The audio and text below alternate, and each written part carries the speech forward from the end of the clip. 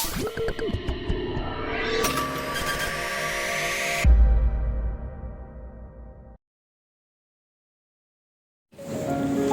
teman-teman, perkenalkan nama saya Diki Ramadhani, saya dari Prodi Sistem Informasi dan dari Fakultas Ilmu Komputer.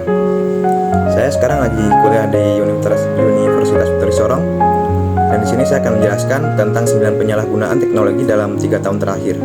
Dan di sini pertama ada KFC Indonesia mendeteksi aktivitas mencurigakan di aplikasi KFC-ku. Pertengahan November 2024, KFC Indonesia mengkonfirmasi terjadinya peretasan pada aplikasi KFC-ku. Insiden keamanan ini berpotensi mengekspos data pribadi pelanggan. Pengelola KFC di Indonesia bergerak cepat mengambil serangkaian langkah pengamanan. Perusahaan segera mengisolasi sistem yang terkena dampak untuk mencegah penyebaran aktivitas peretasan dan melakukan investigasi menyeluruh. Sebagai bentuk kepatuhan terhadap regulasi, insiden ini dilaporkan kepada otoritas terkait. KFC Indonesia juga menghimbau pada para pengguna aplikasi KFC-ku untuk segera mengganti kata sandi akun mereka. Dan yang kedua, di sini ada platform kripto Indodax diretas hingga rugi ratusan miliar rupiah.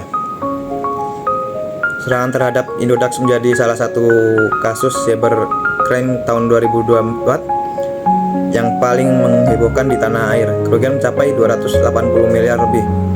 Insiden bermula ketika salah satu karyawan Indodax mengambil pekerjaan freelance. Karyawan tersebut menggunakan laptop kantor yang memiliki akses ke server Indodax. Tanpa disadari, itu merupakan penipuan yang berujung pada masuknya malware ke laptop kantor. Setelah malware masuk, peretas mengakses server dan mencuri akses aset kripto senilai ratusan miliar rupiah. Untungnya Indodax bergerak cepat dan membekukan seluruh aktivitas. Masalah selesai dalam waktu 80 jam, selalu para anggota pun 100% aman. Untuk mencegah kejadian serupa, Indodax makin memperketat kebijakan internal terkait akses. Kasus ini menjadi pelajaran berharga, terutama bagi perusahaan finance tentang pentingnya penerapan kebijakan akses aset-aset utama. Dan yang ketiga, di sini ada situs BKN bobol dan data ASN dijual. Seorang guru honorer membobol sistem Badan Kepegawaian Negara atau BKN. Motif ekonomi mendorong aksinya, di mana pelaku meraup keuntungan sekitar 8.000 dolar AS dari penjual data yang dicuri. Pelaku mendapatkan akses kredensial satu data ASN .bkn.go.id dari forum dark web, kemudian menggunakan metode SEL injection. Setelah berhasil masuk dengan salah satu kredensial yang aktif, ia mengunduh 6,3 GB data dan menjualnya di forum yang sama.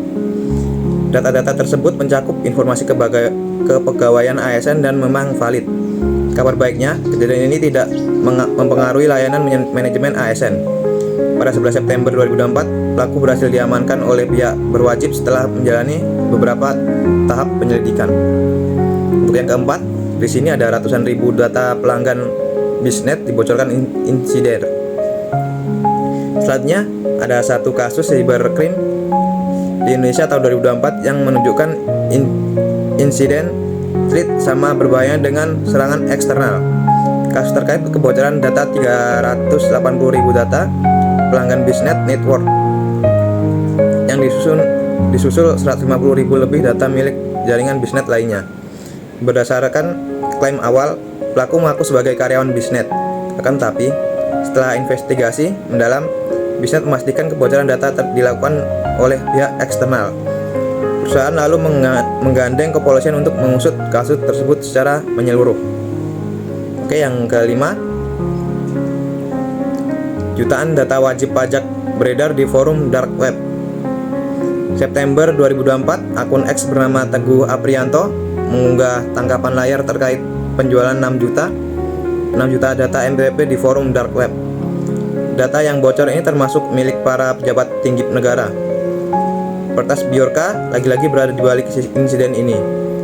Ia mengklaim telah membobol data sensitif dari Ditjen Pajak. Biorka menjual data tersebut dengan harga $10.000 AS. Data meliputi informasi NIK, NPWP, email, hingga nomor telepon para wajib pajak. Keabsahan data sempat diuji oleh beberapa pihak dan menemukan bahwa informasi NIK yang tertera memang valid. Menanggapi insiden ini, DJP menyatakan tidak ada tanda-tanda peretasan atau kebocoran dari penelusuran riwayat akses sistem selama 6 tahun terakhir. Yang keenam, ada penipuan dengan modus email palsu PT Hutons Asia. Kasus cybercrime di Indonesia lainnya menimpa Kingforce Hurai Development Ltd dengan total kerugian mencapai 32 miliar. Ini merupakan contoh serangan business email compromise atau BEC. Pelaku membuat email palsu yang identik dengan email resmi untuk mengelabui korban. Dengan email mengatasnamakan PT Hutons Asia, para pelaku berhasil mengarahkan perusahaan Singapura untuk mengirim dana. Aksi ini mengakibatkan kerugian finansial sangat besar. Penyelidikan pihak kepolisian berujung pada penangkapan 5 tersangka pada April 2024, termasuk WNA asal Nigeria. Dan yang ketujuh, di sini ada serangan ransomware ke Pusat Data Nasional. Pada Juni 2024, Indonesia dikejutkan dengan serangan ransomware berskala besar yang melumpuhkan Pusat Data Nasional atau PDN. Pertas menggunakan varian ransomware baru bernama Brainkeeper untuk menembus sistem keamanan PDN. Serangan dimulai pada 17 Juni dengan mematikan Windows Defender. Alhasil, ransomware mampu menjalankan aksinya dengan mulus dan di server PDN. Pada tanggal 20 Juni, serangan baru disadari setelah layanan imigrasi di bandara mengalami down. Tak lama, gangguan meluas ke berbagai layanan publik online. 4 hari setelahnya, pemerintah mengonfirmasi jenis ransomware yang menyerang pada hari itu. Hari itu pula pelaku meminta tebusan $8 juta AS. 8. Pencuri data bank syariah Indonesia. Kelompok peretas asal Rusia bernama Lockbit mengklaim bahwa melumpuhkan salah satu server Bank Syariah Indonesia atau BSI pada bulan Mei 2023. Kelumpuhan server tersebut membuat aplikasi mobile bankingnya tidak bisa diakses oleh nasabah. Selain itu, BSI juga kehilangan sebanyak 1,5 TB data, termasuk data pribadi nasabah dan karyawan. Kasus ini dikenal sebagai ransomware karena Lockbit meminta sejumlah uang agar data tersebut dikembalikan jika tidak ingin dijual ke dark web.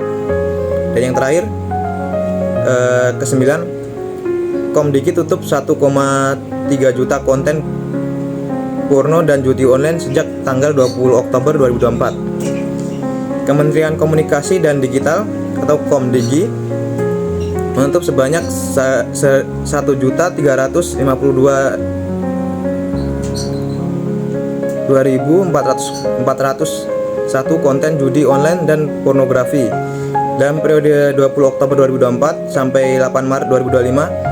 Penindakan diklaim berdasarkan laporan masyarakat. Total konten pornografi yang ditangani oleh 233.552. Mayoritas konten itu berasal dari 219.578 kasus dari website dan 10.173 kasus dari X. Sementara total konten judi online sebanyak 48.207 kasus dari Meta, Facebook, atau Instagram. Angka-angka ini menunjukkan bahwa website dan platform media sosial masih menjadi tantangan utama dalam pengendalian konten negatif. Oke, mungkin sekian dari penjelasannya itu saja. Dan terima kasih telah menonton.